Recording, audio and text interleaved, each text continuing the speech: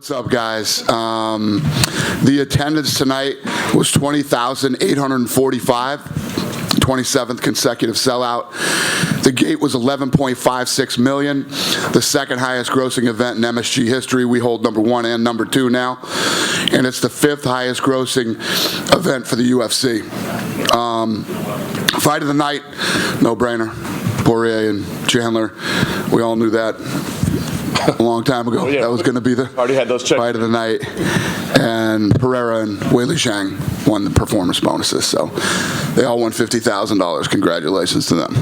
I guess before we get into specifics, I mean, just the event overall, I think people are saying card of the year, maybe event of all time. I mean, one of the greatest nights in UFC history from start to finish. What Right. What Yeah, no, it was an amazing night. I mean, we knew when we built this card that this was a good one, The only thing you can hope is it stays together, and it did, and we're here, and it happened, and it was awesome. So, yeah, I'm happy. Incredible main event. I mean, tactical fight throughout. Israel Adesanya looked great, and then I don't know if you guys have headphones over on your side, but the corner in Pereira's corner that round, it was like straight out of a movie. I want to hear what the corner work's going to be, so I put the headphones on, and one of his trainers, I don't know who it was like, "You're losing this fucking fight. You need to knock him out in this round. You have to move forward. You have to throw punches and bunches. You have to throw combinations. Let your fucking hands go. You're going to be a world champion in 5 minutes." And then he gets up and goes out there, and it was seriously straight out of a movie. That's incredible. No, I haven't seen that yet, so we'll look forward to that. The stoppage, I mean, there's some people, let the guy fall. I mean, it looked like he was taking some pretty heavy shots. Were you okay with the stoppage in the main event? Yeah, I didn't have a problem with the stoppage. You just said it now. I don't know. I mean, he was hurt. He obviously wasn't out, but he seemed pretty hurt to me. Yeah. Have you had a chance to talk to Israel at all since the result? No, I haven't yet. I mean, obviously we're not going to make a fight right now, but technically Alex is 3-0 against the guy, right? I mean, do you put that history into it when you start thinking I can't go a fourth fight? Well, it's not even that. It's you got to show Israel. First of all, I was saying this week, and it's the absolute truth. Israel Adesanya didn't even flinch about taking this fight. He likes to fight all the time. He took this fight. He wanted this fight. A lot of people talk publicly, and it's a whole different story behind the scenes. That guy's an absolute stud. Always wants to stay active, and a fight that most guys would stall. Give me more time. Give me this, that. He dove right into this fight. His only loss was when he tried to move up in weight to 205. So you got to respect him as a champ and what he's done. So you wouldn't rule out running it back? I wouldn't rule it out. Absolutely. Zhang Weili, phenomenal performance from her as well. Savage. Absolute savage. The choke. I mean, pulling off the choke the way that she did, and the power, and she's fun to watch, man. She is a fun fighter. Nice. I think a lot of people coming in were saying if she does win, fight with Rose makes all the sense in the world. Does that sound enticing to you, or are there are other ladies that have made claims as well, but does that sound like the one to make? Yeah, I don't know yet. We'll see. We'll see how that plays out. The last couple ones, Frankie Edgar, of course. The best. I love him. I love his family, and a rough way to go out, but what he's accomplished here and what he's done, nothing but respect and love for Frankie. Nice. And last thing for me, I just want to ask did you get the information on what happened with the Kovacevic decision there, with all the changing of the scores in the cage? And oh no, yeah, I forgot about that actually too. Have you ever seen anything like Never. that? Not once. I don't know what happened, man. I was like 20-something years I've never seen this. It was crazy. Dana, to your right. Yeah. Don over here. Hey, Kev. Just kind of curious, you referenced it a little bit when you said Izzy will fight anybody. Do you think in a way, he fights a guy after just 3 fights in the UFC? I mean, he didn't have to fight him at this point, and so his competitiveness maybe got the best of him. Do you look at it that way just by taking the fight? No, I think that's what makes this sport so great, and again, I don't mean to shit on boxing, but look at what's going on with the Crawford fight. The fight isn't being made that should be made, and Israel was absolutely confident going into this fight too. Never once did he look like he was scared of this guy or worried about it, and he was picking him apart. I think that going into that 4th round, I think if he was a little bit more aggressive in that 4th round, who knows what would have happened. But when you start getting into the 4th, you're winning the fight. and then you get to the 5th, basically all you got to do is stay away from him in the 5th round, you win the fight. Sometimes that strategy doesn't work out. You know, he's in a tough spot if you decide against giving him the rematch. You know, he's already cleaned out the division. He even said his motivation was low. So, like, for a guy like that, how do you keep him motivated in wanting to come if he doesn't have a title shot, given everything he's accomplished and how many people he's put away in the UFC? What's the question? I'm saying, how do you keep him motivated if you don't give him the rematch right away? He's cleaned out the division already, right? Yeah. So how do you get him motivated by fighting guys he's already beaten before? Probably money. Yeah, that would probably work, right? Yeah, it usually does. Dana. Yeah. With Pereira winning, would you say that opens up the division? Guys like Robert Whittaker, who was 0-2 against Adesanya, is now in the mix. Maybe Muniz, maybe in Chimaev. It always does. Yeah, it definitely does. Would you say it's a good thing? Yeah. Listen, it is what it is. If Izzy won, it's a great thing. If Pereira wins, it's a great thing. It's part of the business, man. There's always great fights to make, especially in that division. There's just so many savages in that top 7, I think. And today was the 29th year anniversary from the very first UFC way back in Colorado. I know it's gone a long way. Look how it is. Just tell us what it means to you personally to be where you are now 29 years later. Yeah, it's pretty cool, surreal, and I've been thinking about it a lot the last couple days, actually. Yeah, it's awesome, and to be on the roll that we're on this year too. I mean, it just like every Saturday gets bigger and bigger, So it's still a fun ride. My last question, I was thinking about how hard it was to get into New York. It was like the toughest state. You're in New York, and then I was being the nerd. I started looking at which states you haven't been to, and you've been to like 40-something states. You ever just say, "Hey, let's do all 50. Let's check all the boxes." Let's do what? Do all 50 states. Do all 50 states? No, I never thought of that, but I'm like so focused on Africa right now. I want to do Africa so bad. That's sort of my focus. Plus, it's been so long since we've been to some of these other, like Canada, get back to Australia and some of these other countries. We're going to South Korea this year, going back to Brazil. So we got to knock a bunch of those out first, the places we haven't been in a minute. But and like you said, what's crazy is, think about this, all the time that we were kept out of New York, and now we're number 1 and number 2 all time at Madison Square Garden. You think of the events that have been held here, and we're 1 and 2. It's pretty badass.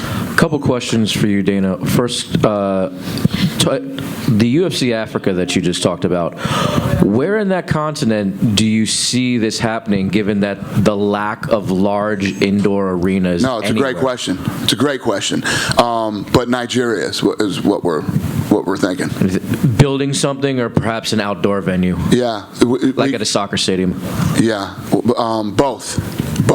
I don't know which one yet, but yeah. Listen, at the end of the day, we're pretty crafty. We'll figure it out. Okay.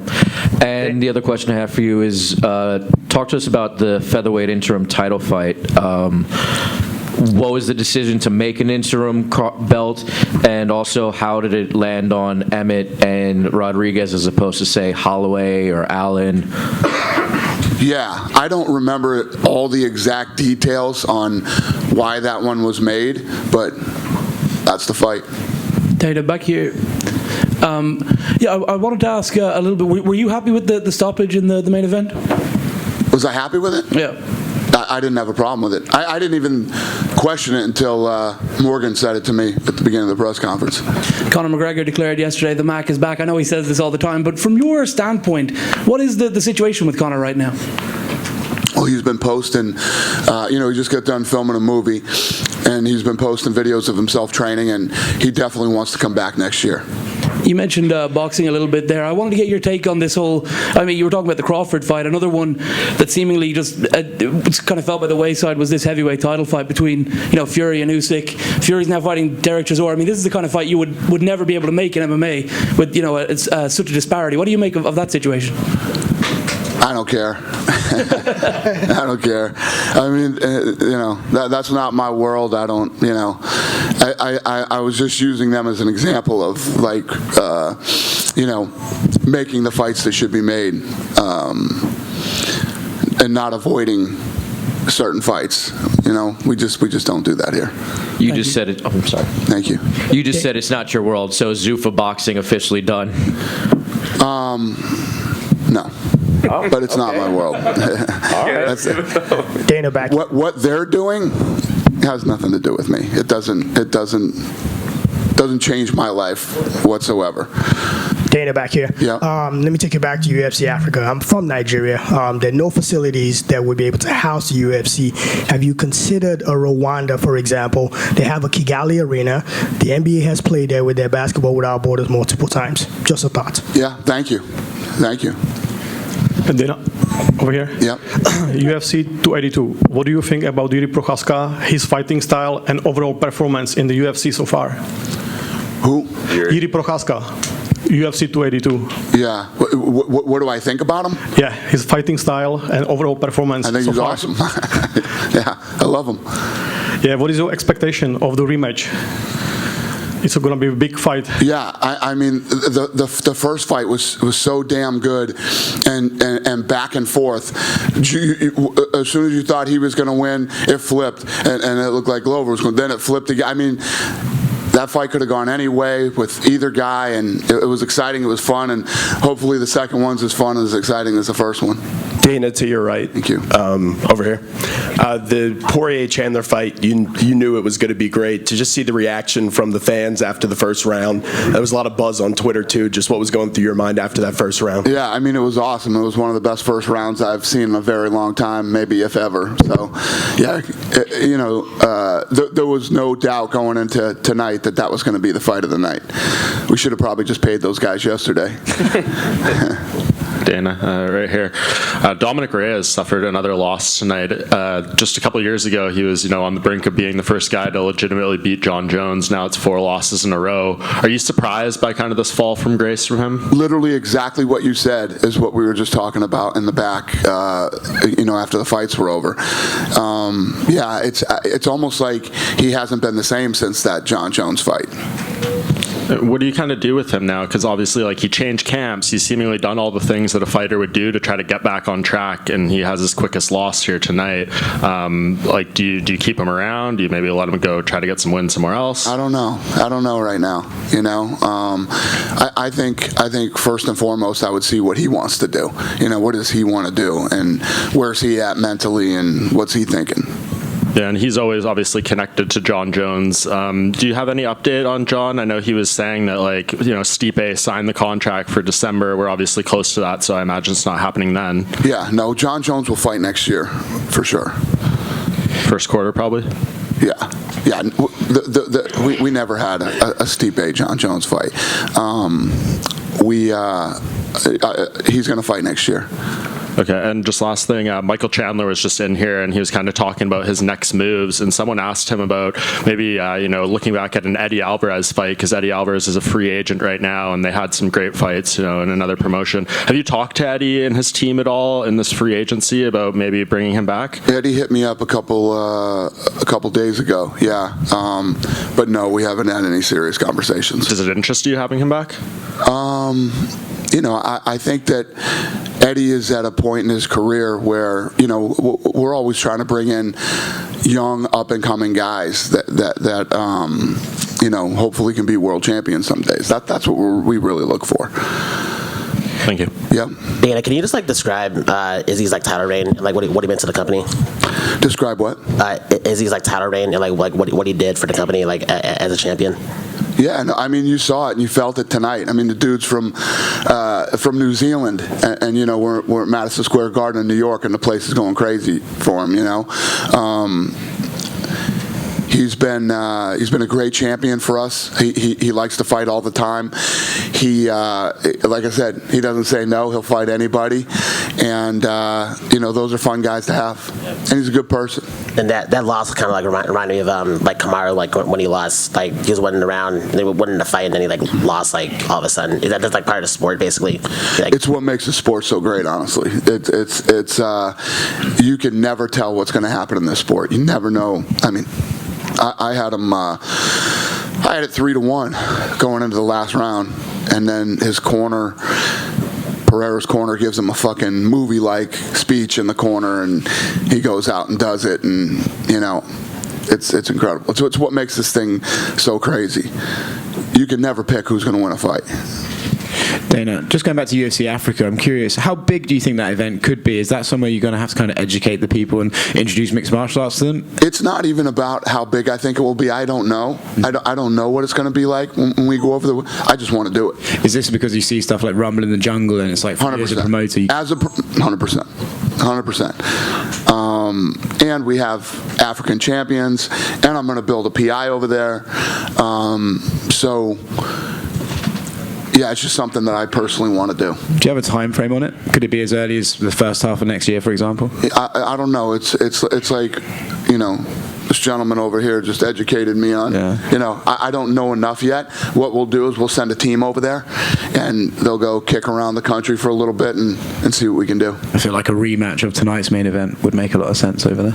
Yeah, there's a lot of fights that can make sense over there, depending on how all this stuff plays out over the next, I don't see us going there fast enough to do this rematch. Okay. Going on to Michael Chandler, right? He's had wins and losses in the UFC at this point, but in terms of excitement, his first 5 fights have been probably unparalleled in terms of newcomers. Just curious what your thoughts are on him as a fighter. And okay, he might not be winning them all, but is he like the most exciting guy you have on the roster? Yeah, he's fun. He's like our Arturo Gatti. You know what I mean? He's a fun guy. He's always in fun fights. He comes to fight, man. He leaves it all in there, and that's why people love him. He's fun to watch. Going back to the anniversary of the UFC, and you were saying how cool it is to come to places like New York and sell it out, even though you were kept from being here for so long. This is just something I noticed tonight. Is it cool to see crowds have evolved to the point where when Izzy gets a hook in, they cheer because they recognize the hook's going in and stuff like that? It's fun. We had this conversation too. There was a guy here tonight from the History Channel, and we were talking about.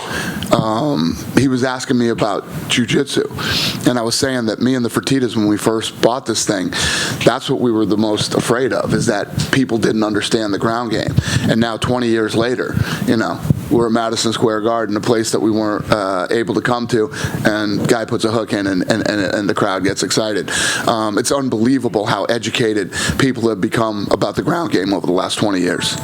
When was the last time you rolled? A long time ago. I'm too fucking old to roll, believe me. I like my neck, I like my knees. I'm good. Dana, over here. Sorry, this way. Yeah. I'm curious, did you hear Renato Moicano's post-fight interview when he was spazzing out on the mic? Who was? Moicano. No, I didn't hear that. Oh, well, 90% of it got beeped out on national television. What was he? Was he mad or? He was very excited about winning and felt disrespected. That's awesome. Good for him. You also talked about you wanted to find these young fighters that could eventually be champions. Erin Blanchfield had a huge win over Molly McCann. What did you make of her performance?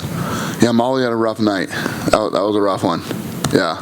And then Ryan Spann, you touched on Dom Reyes. What did you think of his performance? Also saying that he's That's a great question. Exactly. We're talking about him. We overlooked Spann. He looked incredible tonight. He looked awesome. A kid that came off the Contender Series, and he's killing it, man. He looked good tonight. He looked good. He looked confident. And, he's probably going to be in ranked number 7 or 8 on Tuesday. Could you believe when he said he's never trained for a fight? He's never had a training camp longer than 3 weeks. Yeah, he's a freak. That's pretty crazy. Yeah. Dana over here. Yeah, he's built to fight too. I mean, you just look at that guy's physique. His legs are huge. He's tall. He's rangy. Strong. Dana, over here. Yeah. Congratulations on another successful outing in New York. Stack card, top to bottom, amazing, exciting. Thank you, sir. When does it get to a point where you see the calendar, you're like, oh, New York is back. I got to stack it. I got to make it a mega card. Like, how is it pressure that you pretty much have raising the bar every single time you come here? No, but that's what we try to do every week. We try to put on the best possible cards we can every week. I mean, that's what we do. We really try to, outdo ourselves, which sometimes it's like, how do we beat this? And then we always seem to do it. This dude's falling asleep right here. I gotcha. Hey, Dana, one more question. I'm boring the shit out of this guy. We got last question so we can bring somebody fucking exciting Two questions here, please. Dana, one more question. Yeah. Obviously, this has been Fight Holy Land, New York, since Joe Louis fighting Max Schmeling back in the 30s. I mean, because you're a boxing guy, does that put pressure on you saying, oh man, New York is essentially smart, some of the smartest fight fans in the world, I got to really, really stack it top to bottom? Is it because you're a boxing fan and you know the history of boxing that you have... Well, it's one of the things that I think boxing did wrong. I mean, it got to a point where boxing became this going out of business sale. Every time they put on a fight, they're just trying to grab as much money as they can possibly grab and run.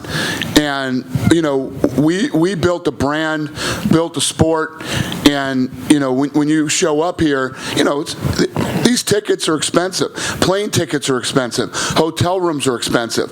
It's not cheap to come to these type of things. You should get your money's worth. The other thing is pay-per-view. Pay-per-view isn't cheap anymore either. So every time I would turn off the TV when I watched boxing, I'd be like, God damn it, they got me again, right? They got me again.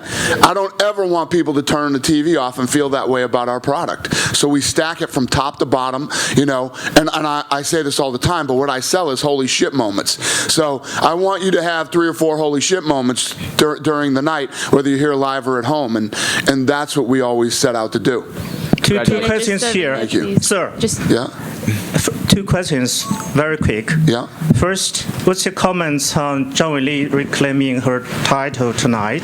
And, actually, many Chinese youngsters becoming fans of UFC because of Zhang Weili.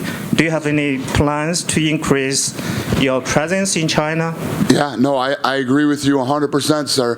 What you have to have to ignite a market is a badass fighter from that region, and she is awesome, man. I love everything about her. I love the way she fights. I love the way she trains. She's an absolute killer, and I love the fact that she loves to win so much. She wants to be a world champion. She loves being a world champion. She loves I can't say enough. I can't say enough good things about her. And yes, she is helping to blow this thing up in China. Dana, hold on. Go ahead. Yes, ma'am. Just one quick one. Leon Edwards has been doing a lot of media this week. Is there any update on that stadium event in London? We were just talking about that tonight too. You guys got my room bugged. All the shit you're asking me is stuff we were all talking about tonight. So, a lot of people from England have been asking me Cardiff. So. We're taking a serious look at that. The only thing is Cardiff's outdoors, right? I think it has a roof. They got a closed roof? Yeah. Oh, there you go then. Me and Mark were talking about that tonight. I didn't know it was closed roof because England's a scary place to have anything outside. Damn, you're right. Yeah. But Cardiff looks like a possibility. I love Cardiff. I love the idea of Cardiff. Yeah. Yeah. We'll see if I can get it done. Thank you. I'm trying. Dana, really quick right here. Yeah. We just got Alex, champion of the UFC. We got Glover coming up in December, and January we launch Fight Pass in Brazil. How big is that for the launch? And we got a big event going on there too. How important is that? Yeah, no, it's very important. That's why it's aligned with the launch down there. Yeah, we're excited about it, and I'll be going to Brazil. I haven't been to Brazil in a couple of years, so I'll be there for that fight. I'm looking forward to getting back there, and we always have a blast down in Brazil. Dana, over here on the right. Thank you, sir. Dana, on your right. Yeah.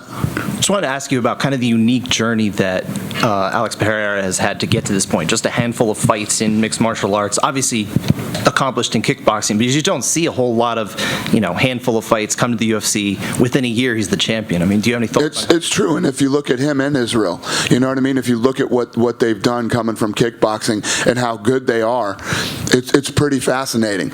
And what's even more unique is two guys who fought each other twice already end up making it to the top of the sport. So it's a very unique situation. What does that say kind of about, the evolution of the sport? Because obviously 29 years ago, we had, style versus style, and then it very slowly kind of became the, mixed martial arts as we know it. We had a lot more mixed martial arts styles, and now, granted, we saw different versions or different, iterations of Pereira's game here, but he's very much a kickboxer here, and now he's the champion. Right.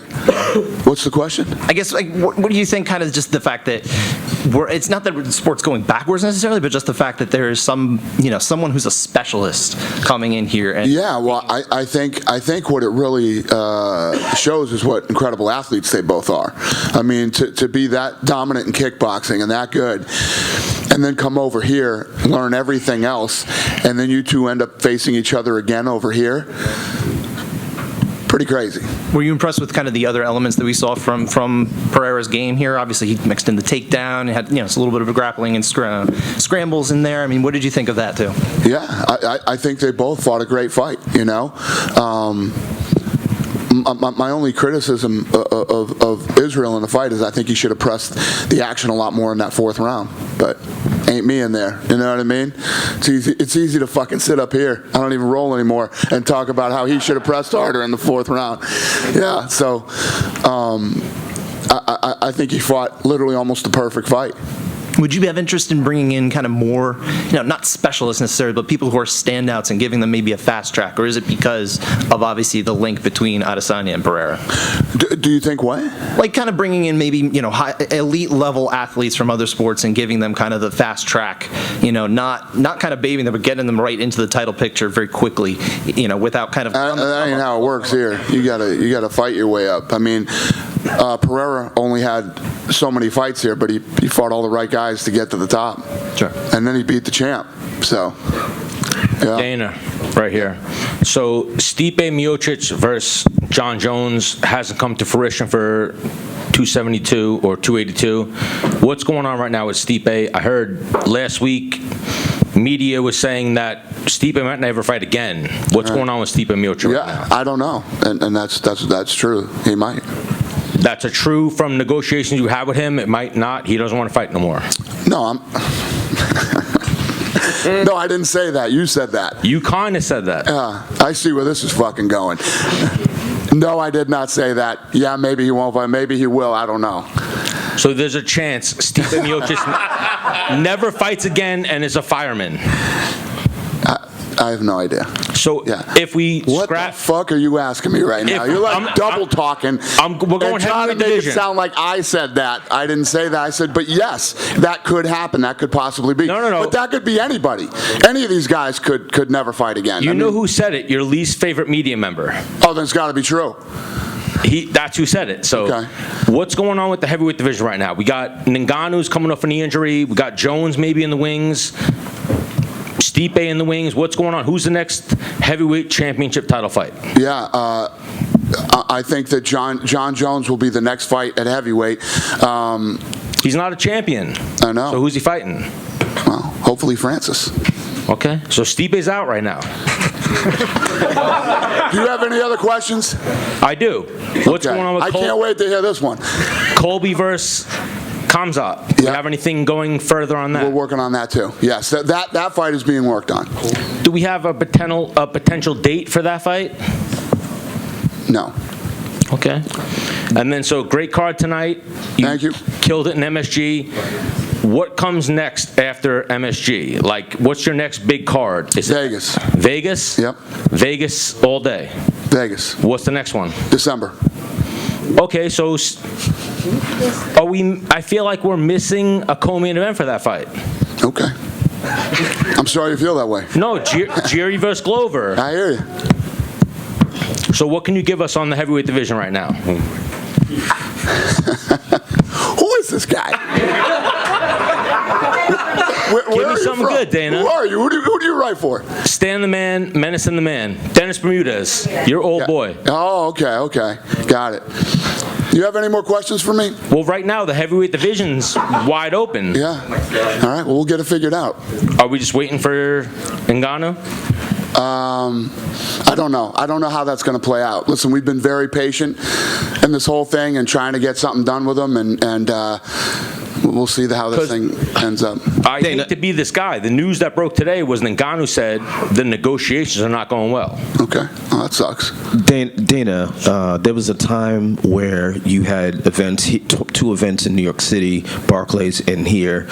You did UBS not far outside of New York a couple of months ago. Do you see that happening and being back here twice a year? You're asking me if... UBS Arena in Long Island. Yeah, when are we going back there? Yeah. I don't know. Yeah, I don't know. I mean, we were just there. It wasn't that long ago that we were just there. And I know that MSG wants us to come here twice a year.